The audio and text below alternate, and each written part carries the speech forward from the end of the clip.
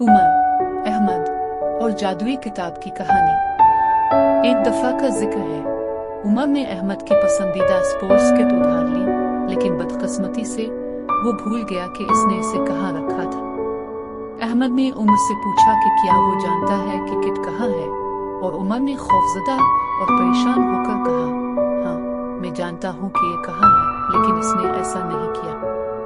अहमद को सुकून मिला, लेकिन उमर को झूठ बोलने पर बहुत बुरा लगा। इस रात अहमद की दादी ने उसे एक खास किताब दी जिसमें सच्चाई की अहमियत के बारे में कहानी थी। कहानी एक ऐसे लड़के की थी जिसने झूठ बोला और अपने दोस्तों का एतमाद खो दिया, लेकिन जब उसने सच कहा तो इसने उनका एतमाद और एहतराम दोबारा हासिल कर लिया। अहमद ने कहानी पढ़ी और उसे एहसास हुआ कि उसने झूठ बोलकर गलती की है।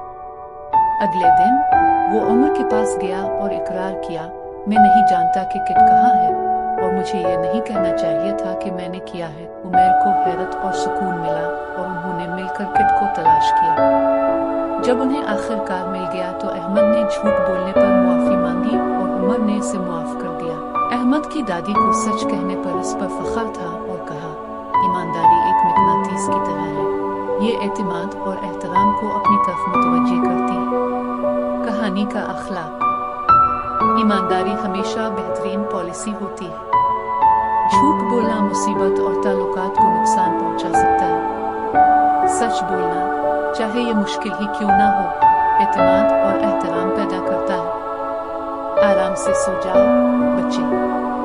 अहमद की कहानी आपको हमेशा सच बोलने की तरगीब दे, चाहे ये मुश्किल ही क्यों ना हो।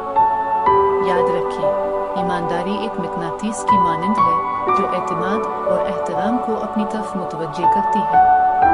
अगर आपको कहानी अच्छी लगी तो लाइक, कमेंट और सब्सक्राइब करना ना भूलें। ये कहानी मोहम्मद हारिस वकास ने लिखी है।